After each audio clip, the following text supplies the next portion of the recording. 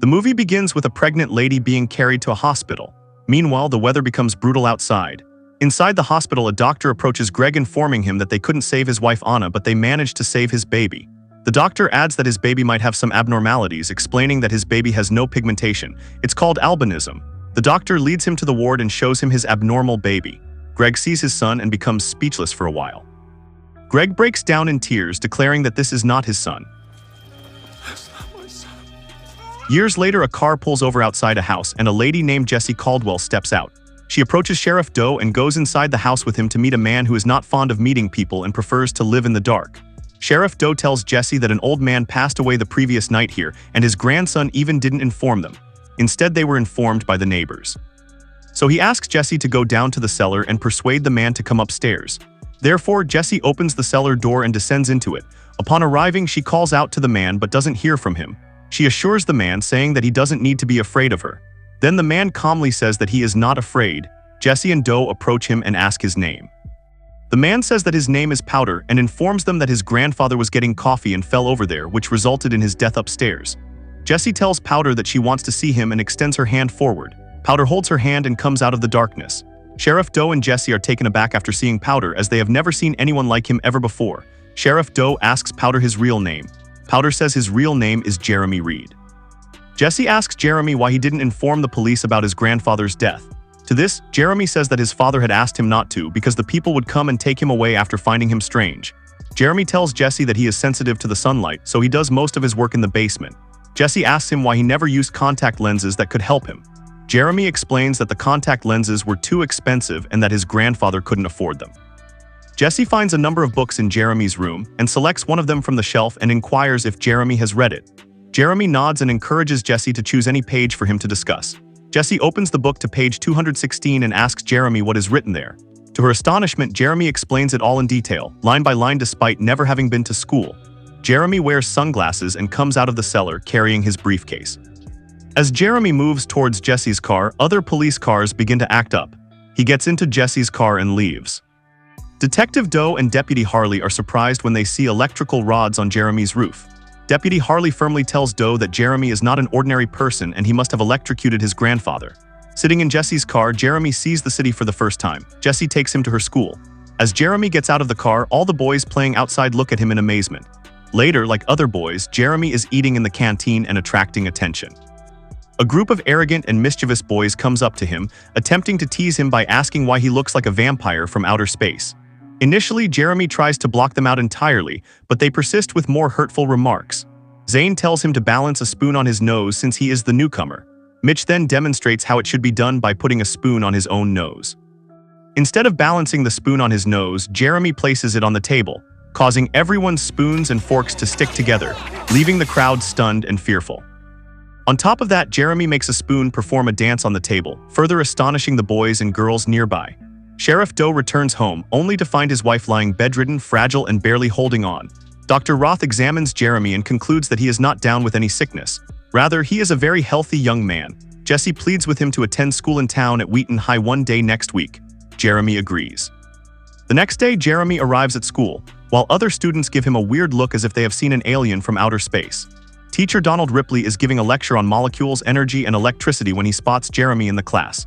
He instructs Jeremy to turn around and look at Lindsey, mentioning that they have just transmitted electricity.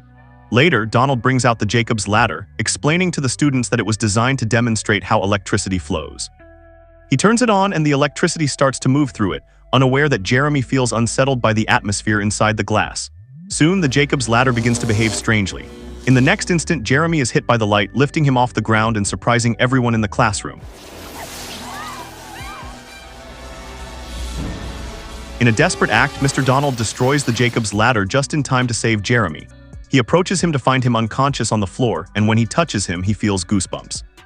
He quickly takes him to the hospital for urgent medical care. Sheriff Doe arrives at the hospital and Mr. Donald recounts the entire situation to him. Dr. Roth informs them that Jeremy has no visible injuries despite the electric shock, although his heart rate is slightly irregular. Overall, he is doing fine. Despite this, Mr. Donald says that whatever happened in the classroom is impossible, as Jeremy attracted an arc of electricity from 30 feet away. It appears that he has been electrolyzed, which explains why he has no hair on his body.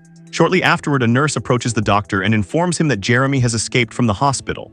Jeremy is walking down the street when he passes by Lindsey's house. Lindsey's dog barks at him, but he easily calms it down.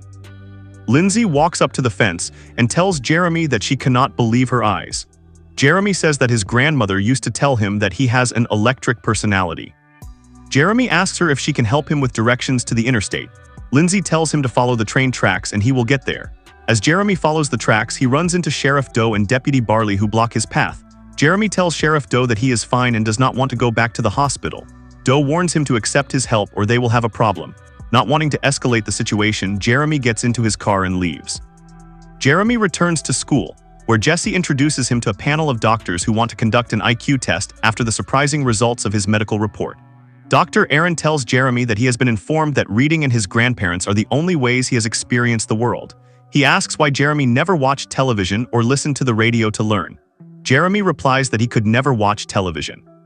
At this, Mr. Donald turns on the TV, but it begins to malfunction in Jeremy's presence, forcing them to turn it off immediately. Donald then tells Jeremy that the test results show he is a genius, with an IQ that is literally off the charts, so high that no human being has ever achieved it. Moreover, all of your tests indicate that you have the most advanced intellect in the history of humankind. Dr. Aaron informs Jeremy that he would like to ask him a few questions. In response, Jeremy states that he is not interested in questions. Rather, he wants to find out how he cheated. Meanwhile, Teacher Donald observes that electronic devices and gadgets, including his wristwatch, start malfunctioning when Jeremy is around. As Jeremy becomes agitated, the power suddenly goes out. Dr. Aaron asks his colleagues what is happening.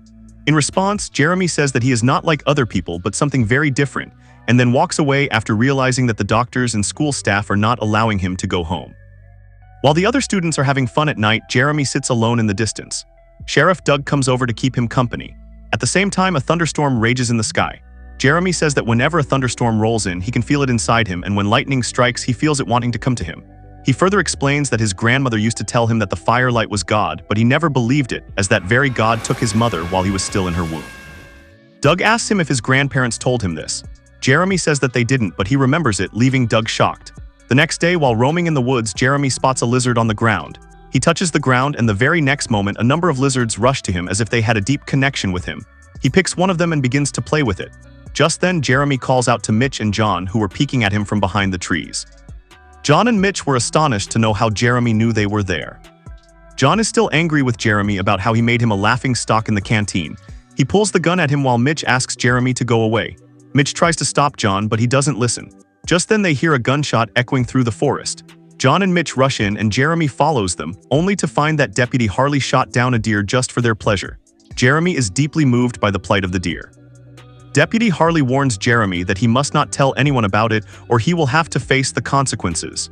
Jeremy ignores the warning and places his hand on the deer, feeling its pain. As Deputy Harley begins to leave, Jeremy holds his hand and transfers the pain of the deer to him, almost paralyzing him.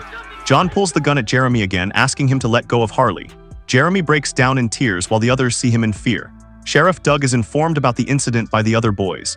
Jessie asks Jeremy to reveal the truth. Then Jeremy explains that he just wanted to make Deputy Harley feel what the deer felt before dying. Doug receives a call from his home, so he has to leave. Jeremy insists to Jessie that he wants to go home. He objects to being held at the central facility and tells her that she cannot be his friend, because a true friend would never take someone away from their home. As Jeremy begins to lose control, lights flicker and window glass starts to shatter around him. Meanwhile, Doug returns home, where Dr. Roth informs him that his wife's condition is deteriorating and there is very little hope for her survival. For some unknown reason, however, she continues to hold on. Dr. Roth adds that they cannot get inside her mind to understand what she truly wants. Later, Sheriff Doug visits Deputy Harley, who tells him that he is planning to leave town. Before going, he explains what happened earlier. Jeremy placed his hand on a deer while it was still trembling, and when he touched Harley at the same time, Harley felt the exact same pain the deer experienced while dying. Deputy Harley concludes that Jeremy is not a normal human being. In the next scene, Doug takes Jeremy to his house, telling him that he needs his help. He shows him his sick wife Emma. Jeremy studies Emma closely and softly rests his hand on her head. Soon, Jeremy delves into Emma's thoughts and informs Doug that she cannot leave until she sees Doug and their son Stephen reunited. Through Jeremy, Emma requests Doug to retrieve a box from the table and place their wedding ring on her finger. Emma explains to Doug that Jeremy is an angel sent to bring her home and to reunite Doug and Stephen. To grant her final wish, Doug put their wedding ring on her finger. Emma breaks down in tears, opens her eyes, and says a final farewell to her husband. Shortly after, Stephen comes home. Following Emma's last wish, Doug reunites with his son while Jeremy watches them from upstairs. At a fair, Jeremy runs into Lindsey, who is sitting beneath a tree.